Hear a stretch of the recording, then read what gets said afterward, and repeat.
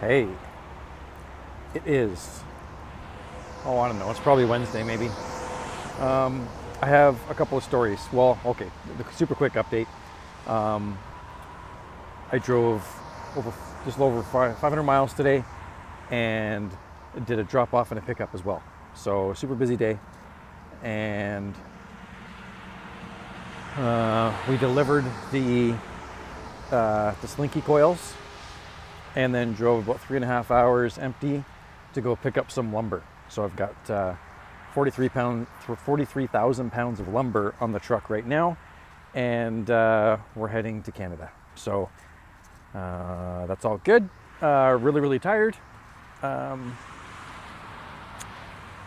Stopped the truck here at this another super fantastic Pennsylvania rest stop. Love these things. And ate my homemade lasagna, and that was super scrumptious. And I have a little bit of energy now, so I thought, and it was raining. It was like raining mega. It's a little bit nuts. Whoa, check out this tree. Look at the nuts. Isn't that weird?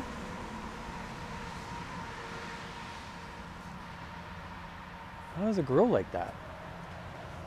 That's weird, eh? Weird stuff. I like it.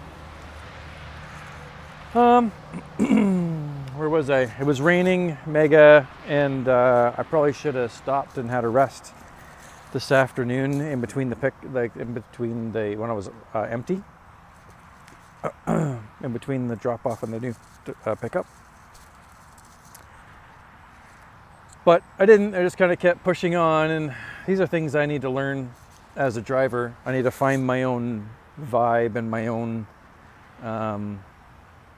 tolerance to things. And I thought I was good as I was booting along and pretty motivated just to get places and that kind of stuff. But in retrospect, I think I should have stopped this afternoon, at least just for 20 minutes or something, and got the blood flowing and feel a little more alive again, you know. I should have split that up into 2 parts probably. Anyway, live and learn.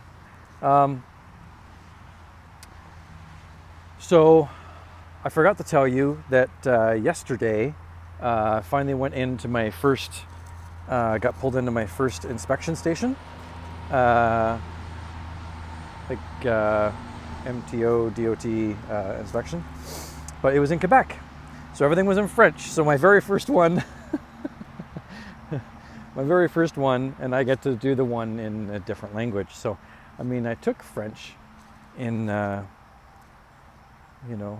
public school and stuff. I don't think I took French in high school at all. It's been a long time, and I can kind of get by a little bit, I guess, right? But, I mean, the guys there did a good job of faking English, so that was good too. And we had everything in order, so it was no big deal. They pulled us in because they had some sort of blitz on hazardous material loads, so that's why they flagged us in. And we had, out of our load of roofing material, we had a whole load of roofing stuff, and then we had one skid with pails of glue on there, so that was flammable and therefore hazardous material, and that's why we had to have placards, and that's why they pulled us in. But anyway, everything was in order, so no big deal. And I got to learn how to run electronic logs. We're not on paper like the old style paper logs. We're on electronic logs, and it's a new truck, right? So we can do that. And so I got to learn how to email him, the inspector guy, all of my daily logs for the last 14 days, so he can inspect them. So anyway, everything was great, flying colors and all that kind of stuff. But I thought it was kind of funny that I've been driving around for the last several weeks, and every time there's an inspection station, we either get a bypass or the lights aren't on. except for yesterday. and I get to go into the one in Quebec. So anyway, okay, so that was yesterday's story that I didn't tell you that I meant to, and 2 stories for today. Number 1, I think it was at the drop-off for the Slinky coils. Pull in, and we check in with the right people, and then we know what to do and how to get unloaded and stuff. And then I ask, where's the bathroom? And they have a porta potty outside for me to use, for all the drivers to use. So I go out, and it's kind of hiding, but I find it, and then I go in, and I'm standing there doing my thing, and so I don't know if it's just the men's porta potties that has like the urinal thing bolted to the wall, like riveted to the wall. Like, is there men's or ladies ones? I don't know. Anyway, for those who haven't seen the inside of a porta potty, it's got the toilet part that you sit on, then it has a men's style urinal made out of plastic, and it's riveted to the wall. So I'm standing there doing my thing, and reading the graffiti, all the little sayings and that kind of stuff on the wall. It's all written down, so it's all in black Sharpie. And I'm reading this one and reading that one, and these drivers are this and whatever, and you're a loser and all that kind of thing. And finally I get down to one of the lower ones, and it says, do not use urinal to be fixed. I'm like, I'm using it right now. So I look down, and then, I mean, it's all bolted to the wall and everything, but I look a little further, and there's supposed to be a hose that connects the urinal to the tank where the toilet's sitting on top of, and the hose is missing. So I look down, and everything is dripping out of the hole where the hose is supposed to be, but isn't, onto the floor. So I don't know how long this has been going on, but they weren't kidding. I mean, I don't know why. I don't know why the graffiti Sharpie message was adequate, but what are you gonna do? I didn't get any on me, so okay. So that's story number 1. Oh yeah, story number 2. We're going to pick up the lumber, and it's in this teeny tiny little town, and we're wiggling through some like residential streets, and we're going to like a lumber mill. It didn't make any sense to me. I thought the GPS had us all screwy, but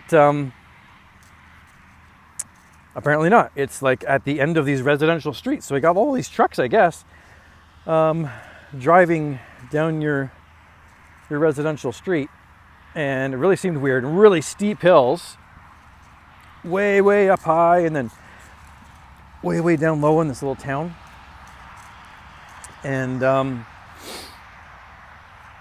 so we wiggle through the town, and then go kind of around the corner, and then we're finding our way, and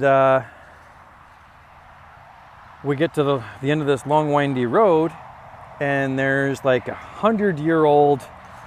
I gotta keep moving because the mosquitoes are starting to swarm on me. There's like 100-year-old bridge, like a train bridge with the tunnel. You got to drive through the tunnel, but the train's going over top, and it's got like an S through the bridge on the other side. That's what I got to take my truck through.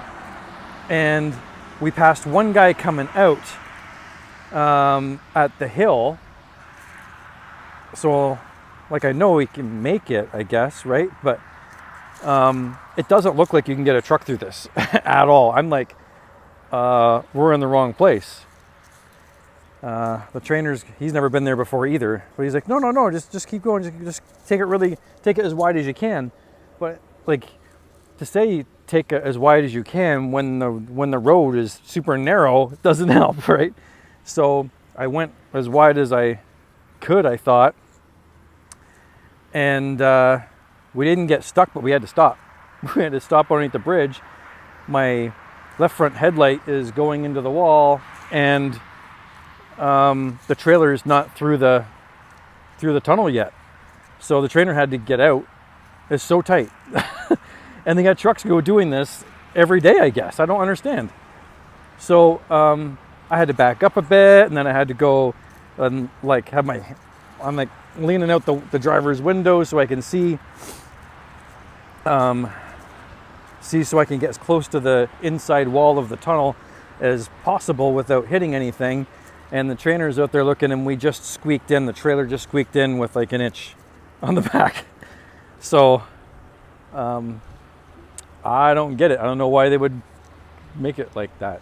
Anyway, so we get in and we're talking to the lady to get our paperwork and stuff, figure this out.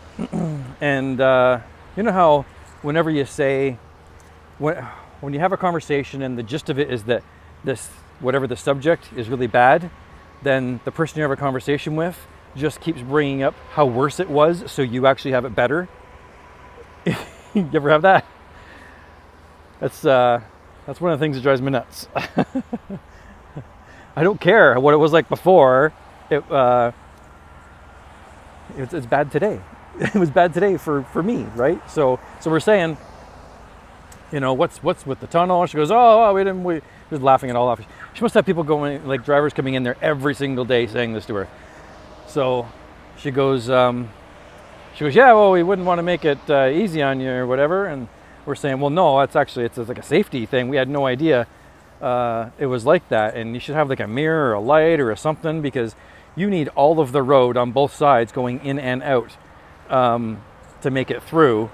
And you can't see anything. So like if there's someone else coming the other way, especially if it's a truck, holy cow, that could be catastrophic. Bad day for both of you, right? So that's what we're saying to her. And she goes, we're saying you should have a mirror there. She goes, there is a mirror there. We go, I didn't see a mirror. There should be a big mirror there. She goes, it's a really small mirror, and you can't even see through it. And she goes, you should have seen it before. Well, at least they trimmed all the branches and trees and stuff so that you can actually see where the shitty mirror you can't see through is now. Like, okay, whatever.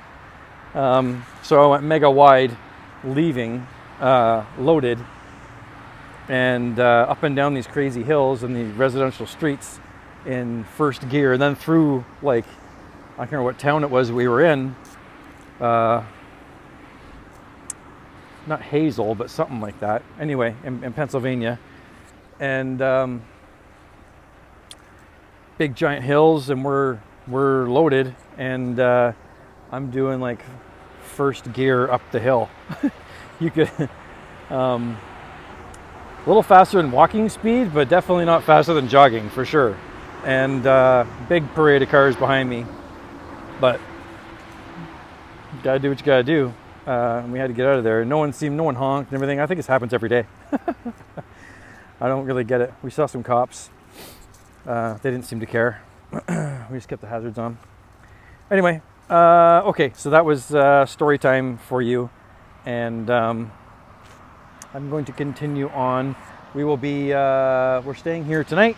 And then tomorrow's Thursday. We got to make it across the border. And we'll see if we can deliver before the end of the day. That would be fantastic. But I will report back if we're successful or not, because you never know with this stuff. Okay. I guess probably if we want to take a moral from this, maybe, if you're going to use the porta potty, make sure the hose is hooked up. That's all I got.